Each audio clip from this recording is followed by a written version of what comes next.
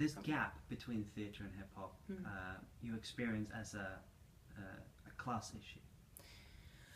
Yeah, some of it is a class issue. Some is not. It's just different interest. But I'm into class. That's what I think is interesting as well. Which stories are represented on the big stages in Norway, and because hip hop came from the Bronx in the 70s. When people didn't have work, and it was a generation that nobody saw. So they had to say, we're here, I'm writing my name on the wall. Because I don't have fancy stuff to paint on, and I dance on the, the pavement. Pavement, because I can't afford to be in a dance studio, and just use what they had, and yeah. Told the world, we're here, see us. Nobody sees us, but we're here. And I think that's cool, because in theater now is all, more upper middle class art in a way. Some people will probably disagree, but the big stages in Norway, that's... I mean, statistically, at least in Norway, we know that's the truth. Yeah. The average person to go to the theatre is a white middle-class lady. Yes. In her 50s, I think, if I remember the statistics correctly. I think so, yeah. And then I don't know. The stories aren't. And I don't think it's anybody's fault in any way. It's just if you have a lot of these people working with theatre, not going to the events, there's nobody there to say, hey, can't we tell this story? Can't we write about that? Or what about this? Because when I came to the National Theatre, they were so open to what I represented to them. I had been rehearsing this because I got 20 minutes to represent my project. And I'm like, oh shit. And I rehearsed it as if and I remembered it, so it would look like I was just talking there and then, but I had really written it because I was a little bit nervous. But after 5 minutes, they're like, we're in. We want this. And I'm like, oh, okay, shit. Ooh, okay. And then I've gotten to do whatever I wanted. And I asked for the main stage this year, and they've never asked me, what are you going to do there? Whoops. But I think it's because they're like, okay, we don't know anything about this, so we need you. Because you're out there with youth and with the hip-hop community, and please fill this stage with something that they would like to see. Because they could maybe say, we want this and this, but they wouldn't know. And they wouldn't know where to look for it. No, which venues to go to or events. And then it's also about class, because then I think they should all in their artistic kunstnerisk råd, artistic council, yeah. They should have some people that are not into theater from totally different, to see what they are interested in, and also, I don't know, because I don't think it's weird that people don't go to the theater. I grew up in a place where we don't see theater that much, in Sarpsborg.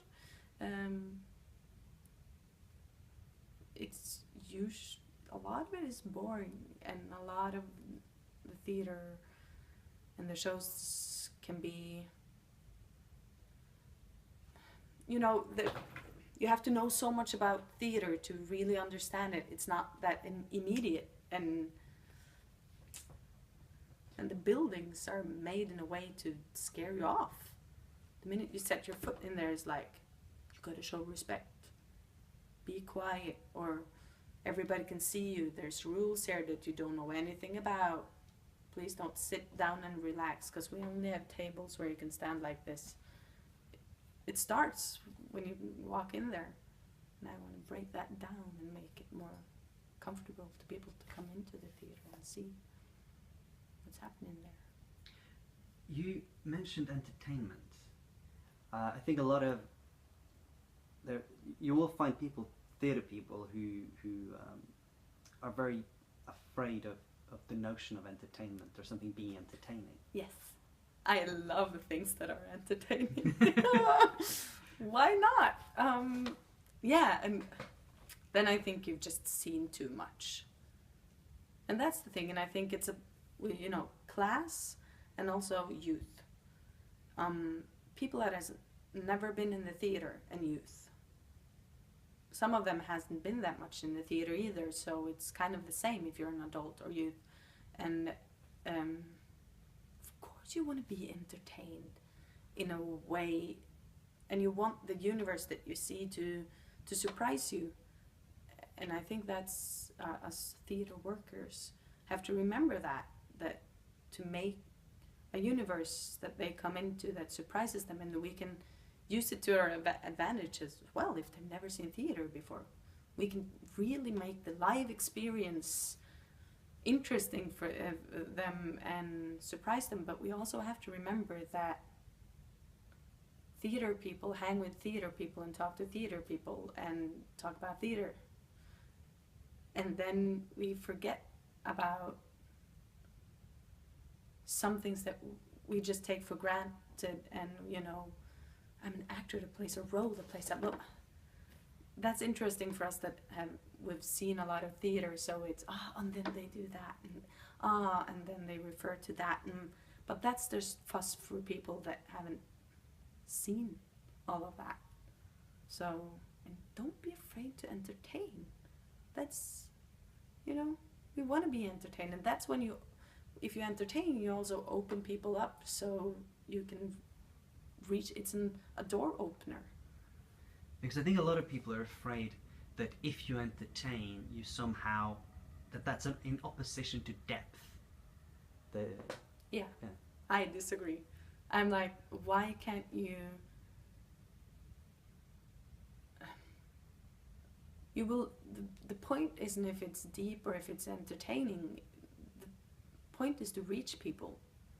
So how to reach people, and if you know that people are scared just going to the event because it's theatre, it's like, oh, it's boring. That's the first thought. We're not selling a good product here. We're not. I said that at the National Theatre.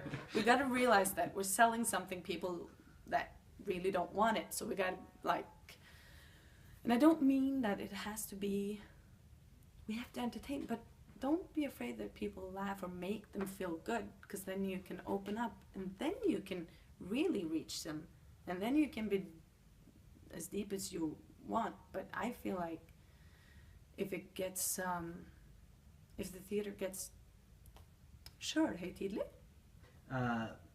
Well, self-referential and self-loving. Yeah, self-loving. But more than self-loving, just upholding. I don't know. Yeah, like in a narcissistic taking sense. Itself too seriously in a way. Yeah. Then you will lose a lot of audience, and also with youth. And we talk about youth. I'm just blabbering, but we say youth as a group. Youth theatre or children's theatre. Why aren't they persons with, we don't say adult theatre. Then we put it into categories and music. I don't know. For me, it's interesting also with youth when it comes to class. It might be totally different place that can reach out to. In Norway, we don't talk about class that much. Say we don't have it. We do, but why we have to talk more specific about youth as well? How to reach lower class, middle class, upper class? Which stories are told? How can they relate to what's going? It's all about what you relate to, and I think it's too youth theatre or children. It's too wide in a way.